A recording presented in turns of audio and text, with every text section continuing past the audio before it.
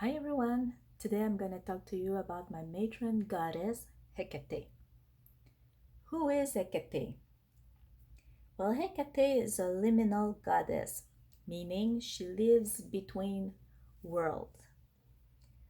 She can be seen as a triform goddess with three animal heads: bull, horse, and lion, or even dogs sometimes. Or she can be seen with three heads and three bodies. Now we can find traces of her in Greece, Turkey, Asia Minor, and Middle East because she was seen with lions. Now her origins are pretty unknown, and there's at least two stories about it. First one is that her parents are Asteria, meaning starry one, that's her mother, and Perseus, meaning destroyer, as a father.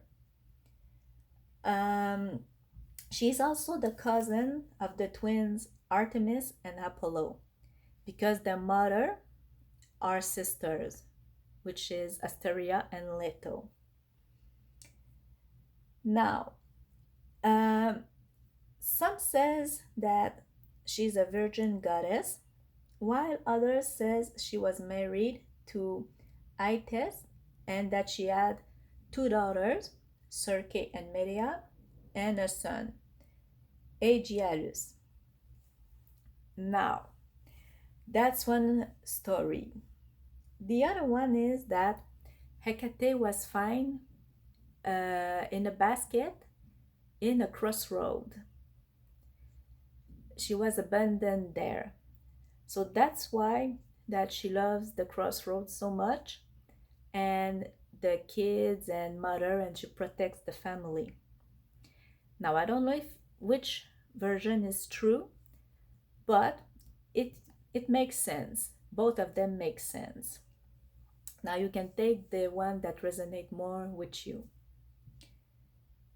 Um, Hecate is associated with, as I said, Artemis, Zeus, Hermes, Helios, also Isis, Demeter, and Persephone. Speaking of them, she's the one who helped Demeter find Persephone when she was abducted by Hades in the underworld. Now, Hecate reigns on both the sky, the seas, and the underworld. She's said to be the queen of witch, of magic, of pharmakia, meaning herb, of ghosts, spirits, divination, um, death, of course, and many other things. Now, tonight is the new moon, so it's called also the Deipnon, which is also the dark moon, the beginning of the new cycle, new moon. So we can honor her today, and tomorrow is the Numania, which means the day after the Deipnon, and it's the day to set our attention for the new lunar cycle. Now, there's also other special time to honor her. Okay, of course you can do it every day, but you can do it on the dark and the new moon, the full moon, since she's a lunar goddess too, on Samhain. You can also honor her in August the 13th, which is associated with Hecate and storms, which is more recent. On November 16th, we can celebrate her as the underworld goddess, which is tomorrow. And on November 13th, as the crossroad goddess. Now, to honor her, you can prepare a meal for her that you can give her either on your altar or on the crossroad. But if you do so, when you leave your meal, put it there and go away but never look back. Okay? Um, you can also light her some candle, incense, do a ritual as you would. And something that you can do also is put some Greek music. She likes that. Now, the symbols that are associated with her, there's so many, but there's the torches, the dogs, especially the black ones, lions, dragons, serpent, crow, wolf. There's also the wheel of Strophalos, which is a wheel that's used, as you can see here. I'm going to show you. Whoops. That's the wheel of Strophalos. Excuse me. There's also keys, cauldron, knife, broom. From the tree, there's the yew and the oak tree, the dandelion, the roses, garlic, honey, poisonous herbs, some divination. As for crystals, there's amethyst, moonstone, especially the black moonstone, obsidian, and she also, of course, loved the crossroads.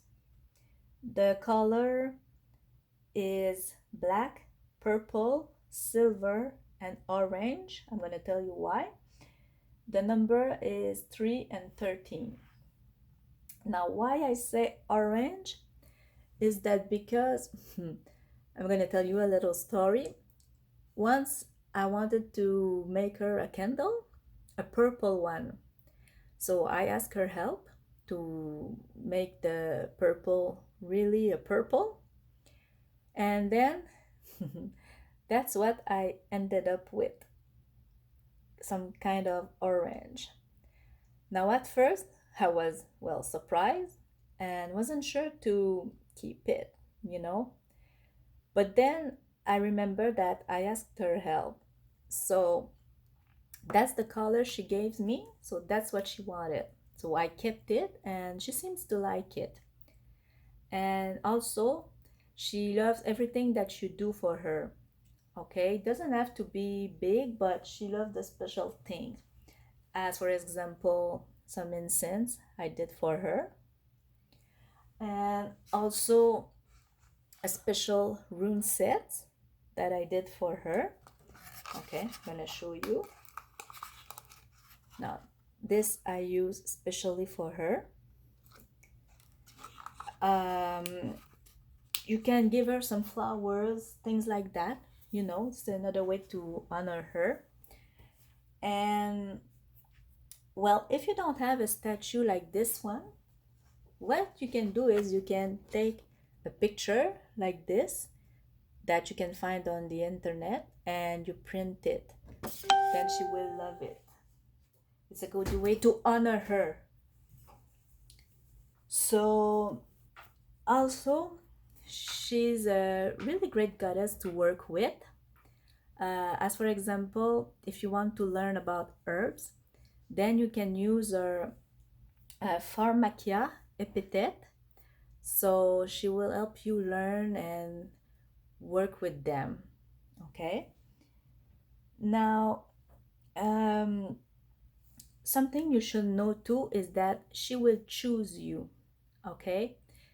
So yes, she can work with you if you need her for a spell or something like that. But definitely she will choose her child, if I can say. So yeah, it's a privilege to be chosen by her. Now I know some are worried to work with her because she's said to be a dark goddess. But believe me, she's far from it, unless you provoke her or disrespect her.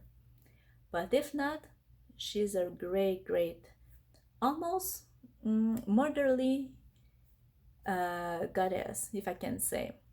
So that's something to know. Now, how to know that she'll choose you? Well, she will send you signs like the one I mentioned before, and you can see her also in dreams. She may send her dogs. You can see her in meditation. She can directly tell you, or she can talk to one of your friends and your friends will tell you. That's another way too. Um, okay. And if you want to communicate with her, the best way I find, depending on your gift, of course, you can use some tarot cards. I have a special deck for her. Like I said, the runes, maybe a pendulum, some scrying, which is good with, and that's the way you can communicate with her. Now, as I said, she really loves roses. Another little story. As you can see, I have a beautiful multicolor roses. Okay, I bought this on February 12th, 2020. I had 4 of them. Now that's the one remaining. And as you can see, nothing there. She loves it so much that she kept it this way. Okay. The other ones are all faded, but this one, she kept it. So that's her way to tell you that she loves something.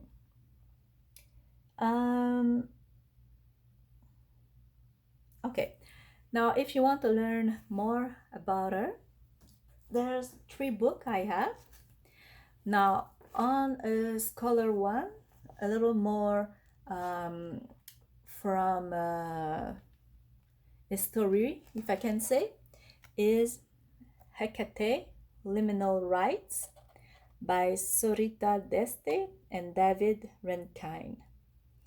Now you're going to learn more about her origin and things like that. Now, if you want a book more on personal experience, then there's the popular Keeping Her Keys by Cindy Brannan. Now, this can be a good book, but okay, since it's her experience, well, I will resonate with some of the things, but not all. Like, for example, the colors. She says that she loves black, white, and red. I don't see the red in there. That's my point. But her, she says to work with red. So that's one of the things. But if you want to try, she gives some exercise to do, and it can be a good book too. As I said, it's more of a personal experience. And there's also another book if you want to find out about her more darker side. This is called Magic of the Ancient Gods by Michael W. Ford. He's from the left-hand path, but she seems to be one of his favorite goddess. So you can learn about her side and how to work with her. There's a good book for that. And also there's also a lot more ancient gods to work with. And there's another book of him that I want to read too, that's called Book of the Witch Moon. So it seems to be based more on Hekate than any other god or goddesses.